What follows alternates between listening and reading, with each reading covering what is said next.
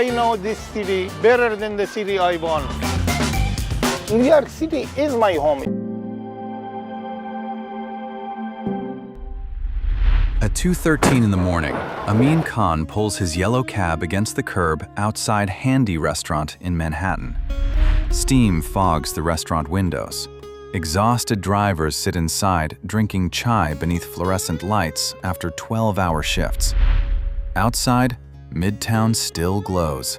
Investment banks, luxury hotels, office towers, ambulances, tourists, endless traffic moving through the financial capital of the world.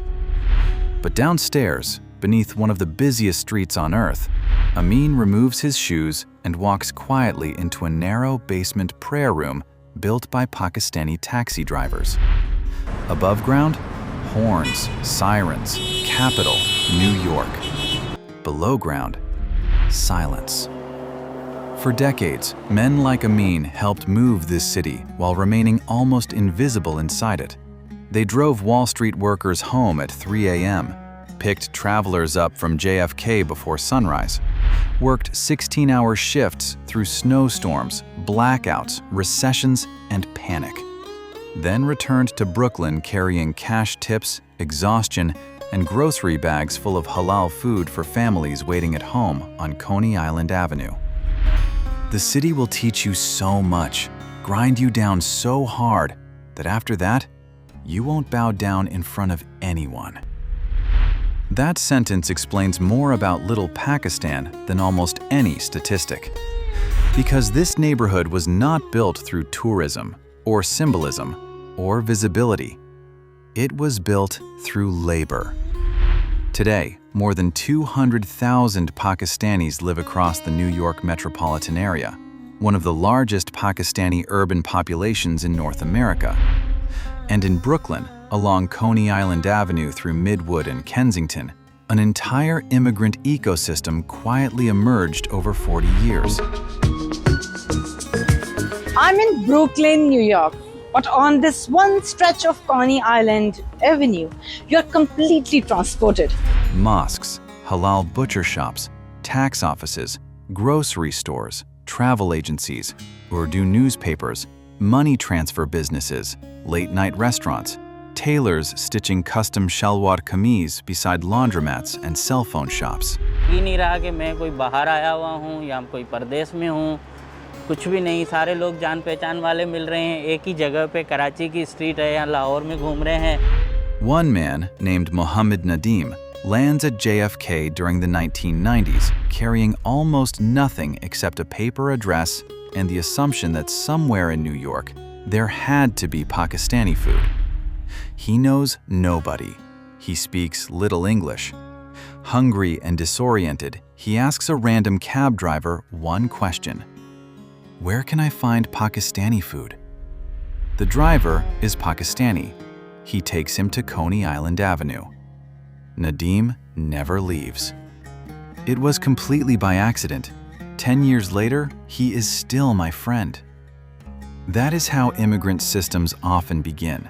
Not through government planning, but through small acts of recognition between strangers that compound, over time, into infrastructure. A mosque becomes an anchor. A grocery store gives food on credit. A taxi driver helps a cousin find work. An apartment becomes overcrowded with new arrivals. A restaurant stays open until 4 a.m. because night shift drivers need somewhere to eat. Then, suddenly, a neighborhood exists. By the late 1990s, 1 in every 5 New York City yellow cab drivers was Pakistani or South Asian. That workforce built Little Pakistan from the inside out. Just take a look around, it's a vibrant cultural hub. From the halal markets and traditional bakeries to the clothing shops. Even the street sign here are displayed in both English and Urdu language. Then, September 11th happened, and almost overnight, the same men who helped move New York through crisis became objects of suspicion inside the city they had helped build. Come on, you gotta get out of here! Come on! What came down though? What came down? We crashed! The other trade center's down! It's down! It's down! FBI cards appeared beneath apartment doors. Families watched fathers and sons disappear into detention systems. Mosques came under surveillance. Over 20,000 Pakistanis and other Muslims fled Brooklyn for Canada. 30 businesses on Coney Island Avenue went dark. The neighborhood that took 20 years to build was nearly gone in 24 hours. But it did not disappear. Tonight, we go inside Brooklyn's Little Pakistan, from the halal restaurants and basement prayer rooms of Coney Island Avenue to the crowded immigrant corridors around Foster Avenue and Newkirk Avenue. From taxi strikes and FBI raids to mosque networks, grocery stores, and the Pakistani immigrant systems that quietly helped keep New York functioning for decades. And into the avenue New York City eventually renamed Muhammad Ali Jinnah Way. New York के इलाके Brooklyn में कोनी island Avenue बानी पाकिस्तान कायदे-आज़म मोहम्मद अली जिन्नाह के नाम से मंसूब कर दिया गया. Because beneath the chai shops and Urdu storefronts is a much larger story about labor, fear, belonging, adaptation, and what immigrants build when the city needs their work more than it understands their lives. This is the human map, because when people move, the map moves with them. Subscribe and explore the networks quietly reshaping the world.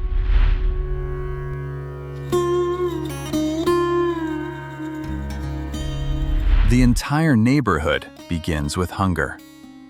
Mohammed Nadim lands at JFK Airport in the 1990s, carrying almost nothing except an address on paper and the assumption that somewhere in New York there had to be Pakistani food. He knows nobody. He speaks little English. The city outside the terminal feels enormous and unreadable. So he asks the first cab driver he sees. The cab driver is Pakistani. He drives Nadim to Coney Island Avenue in Brooklyn's Midwood neighborhood. Nadim eats. He hears Punjabi drifting between storefronts. He smells cardamom chai and frying halwa puri. Urdu signs hang above pharmacies, butcher shops, tax offices, and travel agencies. He stays. Years later, Nadim still remembers the randomness of that encounter. It was completely by accident, he says. 10 years later, he is still my friend. The neighborhood's foundation predates Nadim by a decade. In the late 1960s and early 1970s, Kashmiri and Pakistani immigrants began settling quietly around central Brooklyn. But the enclave truly accelerated during the 1980s around two gravitational anchors. The first was Makki Masjid, a mosque that grew from a single rented storefront into a 3-building complex that eventually became the spiritual center of everything that followed. The second was Punjab Grocery, opened by the Razvi family in 1984. The store functioned simultaneously as a market and an informal welfare office, quietly giving food on credit to newly arrived migrants who had not yet found work. One longtime resident who had spent 18 years on Coney Island Avenue explained the neighborhood's origins simply. This community began taking root in the 1980s. The mosque that you can see right behind me and a single grocery store attracted Pakistani immigrants to this area. Before Punjab Grocery existed, many South Asian Muslims in Brooklyn survived on kosher food, the closest halal-adjacent option available before anyone had built proper halal infrastructure in the neighborhood. Punjab Grocery changed that. It became one of the avenue's first acts of cultural reclamation. Muhammad Razvi, who would later found Council of People's Organization, COPO, remembers what the avenue looked like before the transformation. So many people came here and they said, I didn't get my paycheck. Can I take some food? So my dad used to give the people food on credit. I mean, honestly, that is a social service. The migration pattern that followed became self-generating. People moved within walking distance of the mosque, then opened businesses to serve those apartments. then brought relatives from Pakistan to work inside those businesses. Then those relatives opened stores of their own. The network compounded itself block by block without anyone directing it from above. And this little Pakistan is a home away from home for so many people. Slowly, the avenue became a transplanted fragment of Lahore.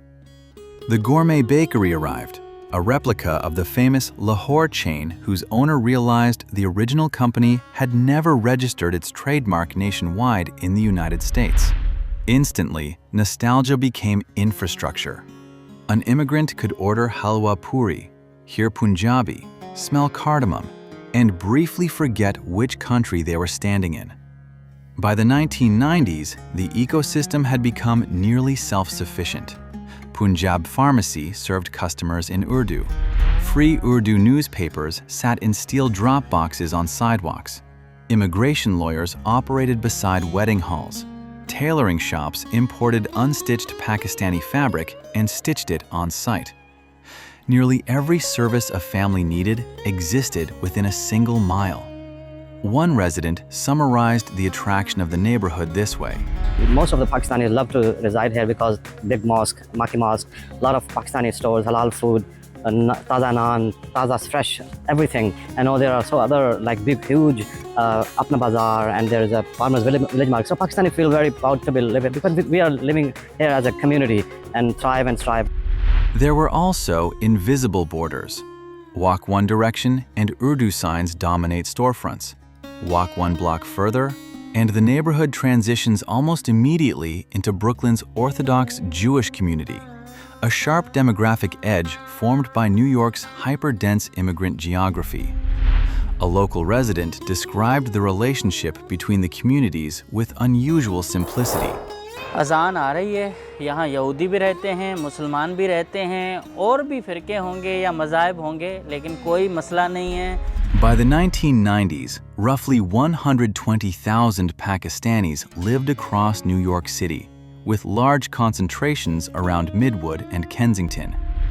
Pakistani immigrants in Brooklyn nearly doubled between 1990 and 2000. Women sat on stoops talking exactly the way they did back home in Lahore. The adhan drifted openly down the avenue, and everywhere on the street, yellow cabs moved constantly, because the taxi industry was becoming the economic engine of Little Pakistan itself.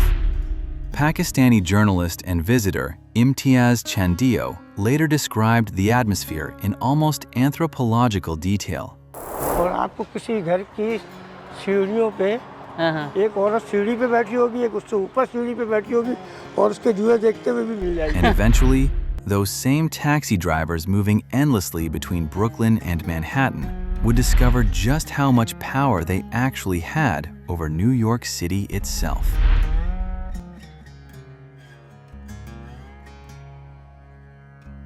At 2:17 in the morning, Manhattan belongs to taxi drivers. The office towers are dark. Midtown tourists are gone. But along Lexington Avenue near Curry Hill, yellow cabs still line the curb outside Handy Restaurant. Drivers drink chai between shifts. Some have been working since noon. Others are preparing to drive until sunrise. A few descend quietly into the basement beneath the restaurant, where a makeshift prayer room sits hidden below one of the busiest streets on Earth. Amin Khan arrived in New York in 1989 and eventually became one of the city's veteran Pakistani drivers. Before the taxi, he worked in corporate banking. But New York's immigrant economy offered him something the office never could. As Amin explains it, And the reason I quit the bank job, because here is you the boss. You make your own schedule. It's a freedom. that freedom came with brutal costs. 16-hour shifts, back pain, night driving, isolation, constant rent pressure. But the taxi gave immigrants something else: entry into the city itself. Pakistanis learned New York through motion. Queens at dawn, Wall Street at rush hour, JFK airport runs, hospital pickups in Brooklyn, snowstorms in Harlem, traffic jams on the FDR. The city educated them from behind the wheel. Veteran driver Zahir Khan, who has worked New York streets since 2006, built an entire philosophy around that immigrant experience. Raising 3 American-born sons while surviving the instability of taxi labor, he eventually arrived at a hard conclusion about survival in America.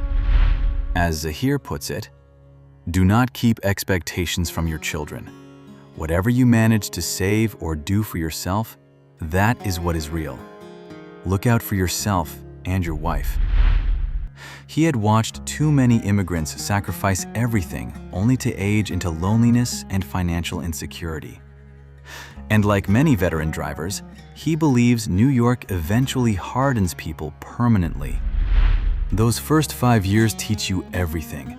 This city will teach you so much, grind you down so hard, that after that, you won't bow down in front of anyone ever again. For Amin, the entire immigrant rhythm compresses into one routine: park the car, use the bathroom, eat, pray, and start again. Handy Restaurant became the infrastructure that made that rhythm possible. A rare dedicated taxi stand sat directly outside the building, precious in a city where idling for even 30 seconds could generate a ticket. The menu barely changed for decades. Drivers returned so consistently that the restaurant effectively became an extension of Little Pakistan itself. Amin describes the attachment emotionally. Stay in this neighbor because of Handy. Believe me, the day if they close, I'm gonna move out. Downstairs, the owners made an even more unusual decision. Instead of maximizing Manhattan commercial rent, they gave away basement space to create a small prayer room for drivers. Amin eventually became its unofficial caretaker. Drivers descended from Manhattan's chaos, removed their shoes, prayed in silence, then climbed back upstairs and returned immediately to traffic. Above ground, horns, sirens, money. Below ground, silence.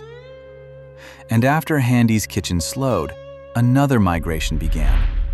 Drivers moved toward Lahori Restaurant, one of the few places still serving food at nearly 4 in the morning. After 2 a.m. became the peak social hour. Drivers compared passenger stories, argued politics, discussed rising rent prices, processed the exhaustion of 12-hour nights, and shared tea before returning to their cabs. Amin summarized the atmosphere in a sentence that almost sounds like community philosophy.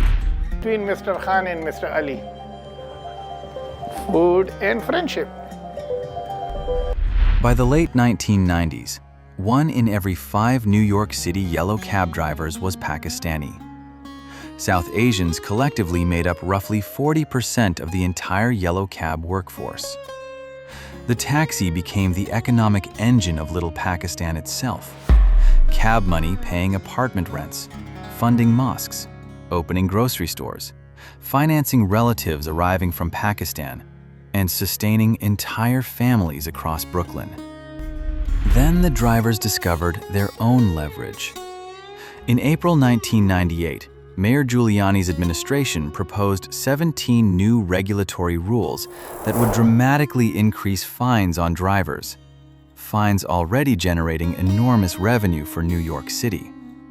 One city spokesperson referred to resisting drivers as taxi terrorists. The phrase landed heavily. Most affected drivers were Muslim Pakistani, Bangladeshi, and Indian Sikh men. The New York Taxi Workers Alliance responded by organizing a strike for May 13, 1998. Pakistani organizer Javed Tariq mobilized Pakistani drivers while South Asian organizers built unusual coalitions across religious and national lines. NYTWA co-founder Biju Matthew later remembered the atmosphere vividly. "We were caught right between 2 nuclear tests. India's and Pakistan's had just happened weeks apart, and every reporter who walked in tried to ask Indian and Pakistani drivers why they were standing together. They stood together because the alternative was worse.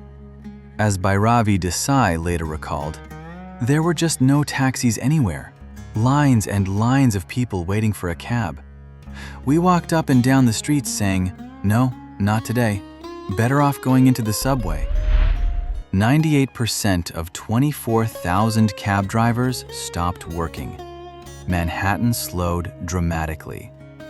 The strike revealed something little Pakistan had not fully understood about itself. The men driving endlessly between Coney Island Avenue and Midtown, the men praying in Handy's basement at 2 a.m., had quietly become one of the most essential workforces in the most important city on earth. 3 years later, the federal government would begin treating many of them as a security threat.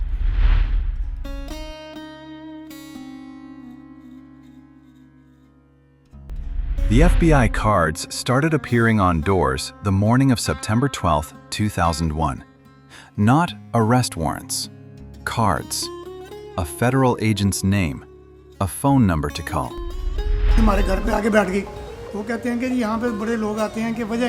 Inside Little Pakistan, the meaning was understood immediately. In a community where many residents lived inside immigration gray zones, where legality often depended on a filing date, a delayed application, or an overstayed visa, the card did not feel like an invitation. It felt like the beginning of disappearance. One Brooklyn resident named Assad discovered an FBI card taped to his apartment door after returning home. His offense was surreal. He and friends had taken vacation photos near Niagara Falls, too close to a courthouse building. He was now considered a federal person of interest. Terrified of detention, Assad reportedly slept inside his car for 4 days instead of returning to the apartment. Mohammed Razvi, who would later become one of the neighborhood's most important organizers through Council of People's Organization, COPO, still remembers the atmosphere emotionally. Could you imagine? You're here in the land of the free, and then all of a sudden you're handcuffed like this? It didn't matter if you had documentation or you didn't. The fear that was within the community was tremendous. The numbers explain why the fear spread so quickly. 33% of all post-9/11 detainees came from Pakistan, the highest proportion of any national group. Most had no connection to terrorism whatsoever. Many were detained over technical immigration issues, a missed filing, an expired student visa, a delayed address update, a pending application. But inside the neighborhood, technicalities stopped mattering. People began experiencing immigration status itself as instability. And then there was the naming problem. NYPD Community Liaison Nasir Saab describes the absurdity with a kind of exhausted disbelief. सितंबर 11 के बाद आपको पता है कि लोगों पे बहुत tough time था जी और FBI वाले, इमिग्रेशन वाले, होमलैंड सिक्योरिटी वाले, ये लिटिल पाकिस्तान के सारे. The fear intensified further with the creation of NSEERS, the National Security Entry-Exit Registration System. 38,000 men from 25 countries, 24 of them Muslim-majority nations, were ordered to report to authorities for fingerprinting, photographing, and interrogation. The program produced 0 terrorism convictions, but it placed roughly 13,000 law-abiding men into deportation proceedings simply for complying with registration requirements. Razvi remembers one student whose story spread widely through the community. He had a visa, he was going to school. When he registered, he was detained for 24 hours, not allowed to eat, and then told he had to leave the country.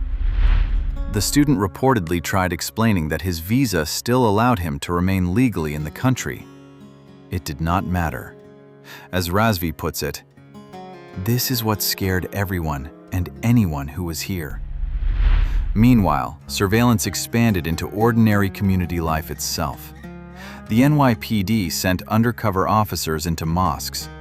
Because many residents feared interaction with police entirely, hate crimes frequently went unreported. Men were attacked on sections of Coney Island Avenue between Avenue H and Foster Avenue. Some Pakistani business owners reportedly received threats. Others watched customers disappear almost overnight.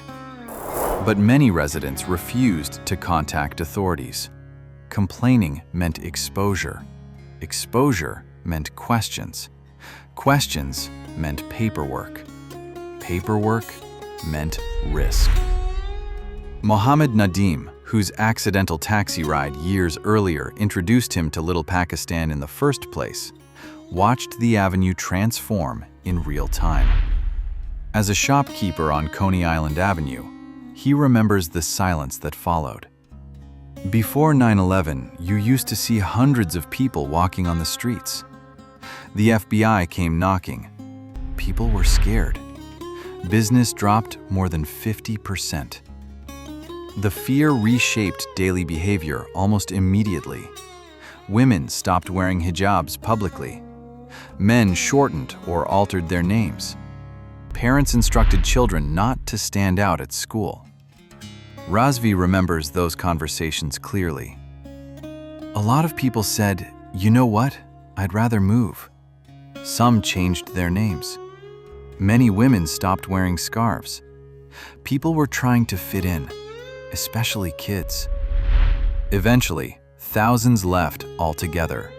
More than 20,000 Pakistanis and other Muslim immigrants reportedly fled Brooklyn, many relocating to Canada, where Pakistani communities in Toronto and other cities expanded rapidly after 9/11. Razvi still speaks about that migration with visible bitterness. We found out that over 20,000 Pakistanis and other Muslims left Brooklyn. They migrated to Canada and other countries. The reason given was, "We are fleeing America, the freedom of the world, and we are being persecuted." Nearly 30 businesses on Coney Island Avenue went dark. Half the commercial life of the neighborhood collapsed. And the irony was devastating.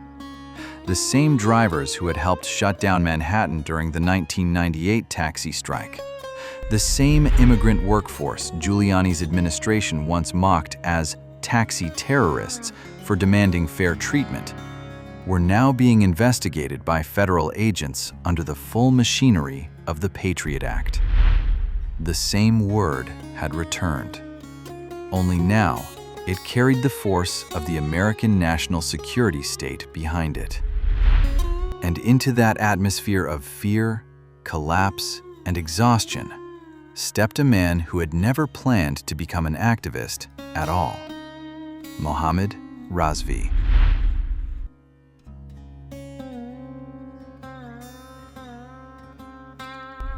Mohammed Razvi came to Brooklyn from Pakistan at the age of 6. He grew up in the Sheepshead Bay housing projects. He learned, as he later described it, how to live alongside people from different backgrounds and understand that everyone sharing the same neighborhood was, in some essential way, connected. He married, opened businesses on Coney Island Avenue, built a stable life. He was a businessman, not an activist. Then, 9/11 happened. Looking back, Razvi still remembers the speed of the collapse. Prior to 9/11, every person, even the yellow cab driver, the car service persons, were doing great. This little neighborhood expanded. Every other person was trying to open a new business. But after 9/11, people got scared. Community members got scared. They actually fled. In 2002, Razvi founded Council of People's Organization, COPO. What he imagined would be 6 months of emergency crisis work quietly became 2 decades of institution building. During the special registration era alone, COPO reportedly organized 51 legal clinics providing free immigration assistance to hundreds of residents. The organization tracked detained community members across federal detention facilities in New Jersey, Pennsylvania, and Louisiana. Staff members helped families locate husbands, sons, and fathers who had disappeared into immigration systems with almost no communication. And often, the families left behind had no safety net at all. Women from conservative households suddenly found themselves alone with children, no income, limited English, and no understanding of how American bureaucracy worked. One documentary narrator describes Razvi's involvement almost like social work mixed with emergency management. Razvi often visits them himself to see what they need. If families have American citizen children, COPO helps get food stamps. If ineligible, Razvi gives them grocery money. But Razvi eventually realized legal defense alone could not repair what had happened to little Pakistan. The crisis was also reputational. The neighborhood itself had become associated with suspicion. So COPO deliberately rebuilt outward. Razvi hired a Sikh Hindu to help run programs. A Christian from Calcutta handled public relations. A Jewish youth coordinator joined the organization. And gradually, COPO expanded beyond Pakistanis entirely, helping Bangladeshis, Russians, Mexicans, Arabs, and other immigrant communities navigating similar struggles across Brooklyn.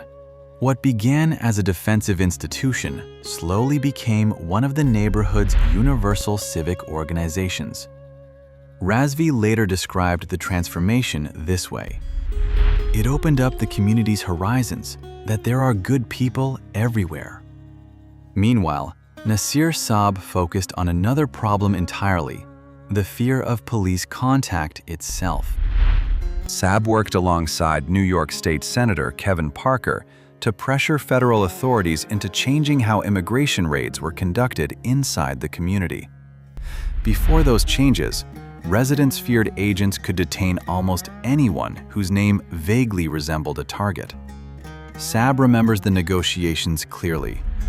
और हमारा जो local borough president Marty Marcus और senator Kevin Parker था उसको साथ लेके गए उसमें ये हुआ उसके बाद पकड़ो दकड़ जो थी अल्हम्दुलिल्लाह उन्होंने प्रॉमिस किया कि आज के बाद हम उन्हीं लोगों को पकड़ेंगे जिनके social security.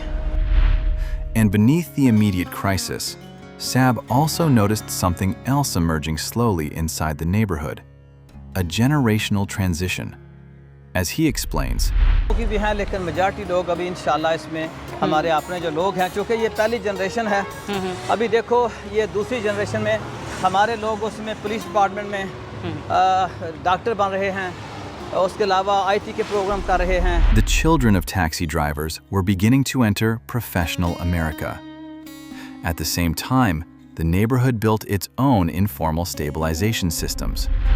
Groups like the Pak American Safety Patrol began operating under NYPD guidelines, helping mediate disputes and monitor parts of the avenue before conflicts escalated into police intervention. Little Pakistan was becoming institutionally mature. But its original economic engine, the taxi industry, was beginning to fracture. For decades, taxi medallions had functioned almost like immigrant pension systems. Drivers tolerated punishing schedules, believing ownership would eventually produce long-term financial stability. Then Uber arrived, then Lyft.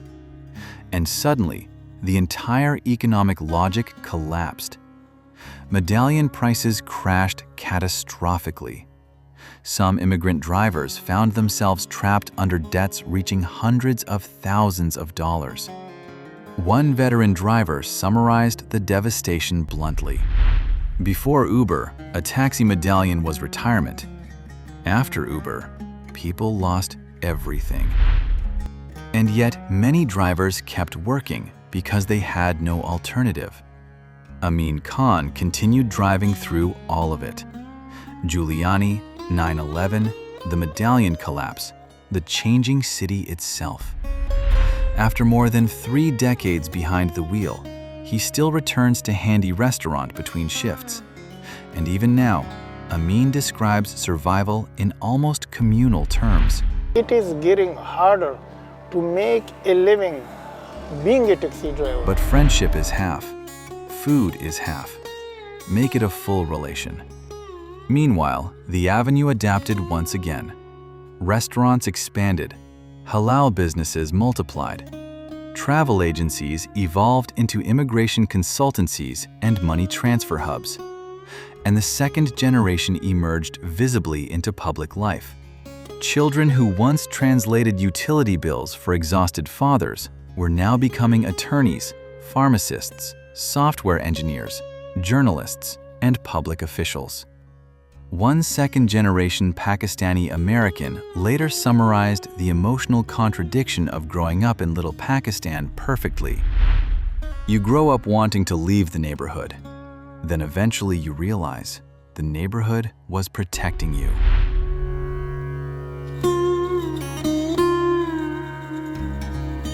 At sunset during Ramadan, Coney Island Avenue changes rhythm. Traffic slows beside rows of glowing halal restaurants. Families carrying shopping bags move between bakeries and grocery stores, while trays of samosas, dates, and kebabs fill storefront windows beneath fluorescent lights. Urdu conversations spill onto sidewalks. Children run between businesses wearing Eid clothes, while mosque loudspeakers prepare for evening prayer.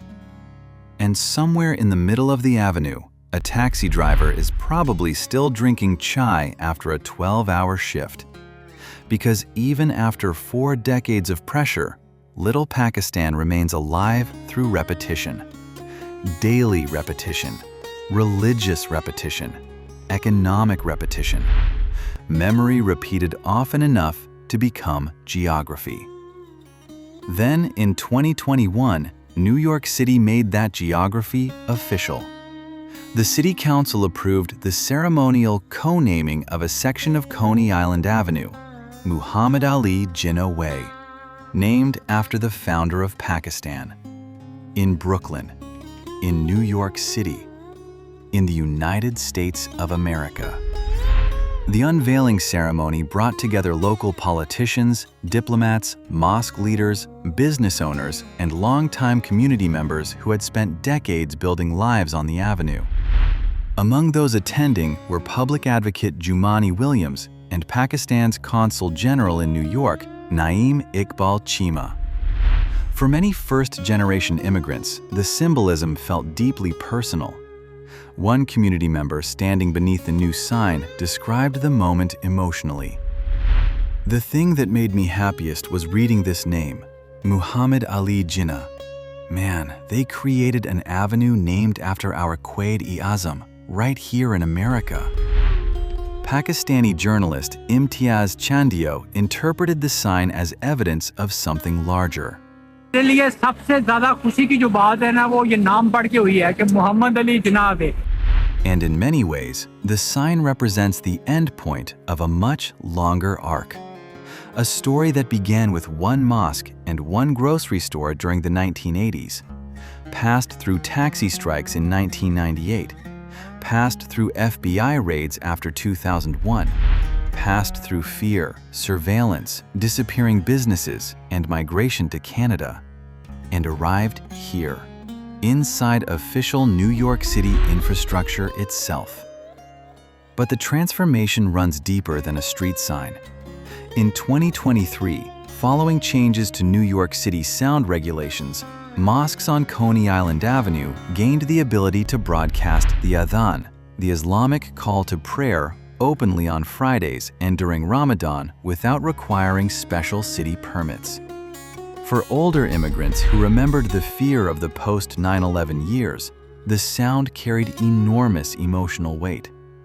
One visitor standing on the avenue during Ramadan described the experience almost with disbelief. It felt incredible, exactly like being back home in our own country. In the state where I live, broadcasting the adhan openly like this is not allowed. But here, we experienced it. That sound, the adhan, legally echoing through Brooklyn, feels like the precise inversion of FBI agents knocking on apartment doors at 5 in the morning. Both happened on the same avenue. One represents what the community survived. The other represents what it built afterward. And every summer, the transformation becomes visible again during the Pakistani Independence Day Parade. Thousands fill the avenue, carrying Pakistani flags, while national songs blast through speakers at barricaded intersections. Families arrive in traditional dress. Food vendors line the sidewalks. Local politicians appear beside mosque leaders and business owners. NYPD officers now stand publicly alongside the same community that once feared police contact entirely. At one recent event, a Pakistani NYPD captain received public recognition from community organizers. One elder praised him from the stage. Proud, he's our captain, he's among from us, and he is doing such a wonderful job for NYPD. Nasir Saab, who spent years mediating between the community and law enforcement after 9/11, points to statistics he believes reflect the neighborhood's stability. जो कि अगर हम जेलों में जाएं, अगर हम थानों में जाएं, तो हम देखते हैं कि दूसरे लोग जो है ना वो हमारी community. Today, the enclave still carries thousands of Pakistani residents directly along the corridor, while the larger Pakistani population stretches across Brooklyn, Queens, Long Island, and New Jersey. The second generation is now fully bicultural, navigating American institutions fluently while preserving the cultural inheritance of the first generation. And despite New York's rising costs, the avenue still preserves some of the affordability that originally made immigrant survival possible. Cheap halal meals, discount groceries, shared language, community familiarity, a place where new arrivals can still function before fully understanding the city around them. The neighborhood continues serving its original purpose, the landing zone, the place that requires no English and no existing connections, the neighborhood that feeds you before asking anything in return. One documentary narrator summarized Little Pakistan's role simply. This neighborhood became a soft landing place for thousands of people trying to survive America. And somewhere near the corner of Glenwood Road, Muhammad Nadeem, the immigrant who landed at JFK decades earlier, searching only for Pakistani food, is still there running his grocery store. He watched the neighborhood grow. He watched it nearly disappear. And he watched it survive.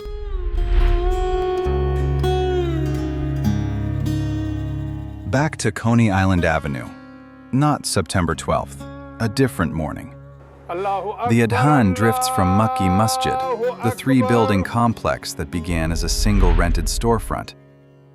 The gourmet bakery is opening. A woman is buying unstitched fabric 2 doors from the tailor. A man with a thermos is heading to his car.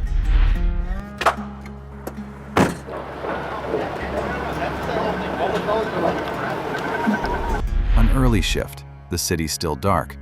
The same routine that built this neighborhood, one cab ride at a time. Above the intersection, the sign reads, Muhammad Ali Jinnah Way. The FBI knocked on these doors. The federal government emptied these shops. 20,000 people fled to Canada. 30 stores went dark. The mayor called these men terrorists for demanding fair wages. The government called their neighborhood a threat for existing. Undercover agents sat inside their mosques. And yet, the mosque is 3 buildings now. The Adhan is broadcast legally. The captain is honored. The parade fills the street. But today, Pakistan's Independence Day is a massive event here, filled with music, performances, and food. The sign went up. And somewhere on Coney Island Avenue, someone just arrived from JFK, hungry, asking a cab driver where to find Pakistani food. The cab driver knows exactly where to take them. This is the human map. Because when people move, the map moves with them. And sometimes, What they build refuses to disappear, no matter what tries to erase it. Subscribe and follow the networks quietly reshaping the world.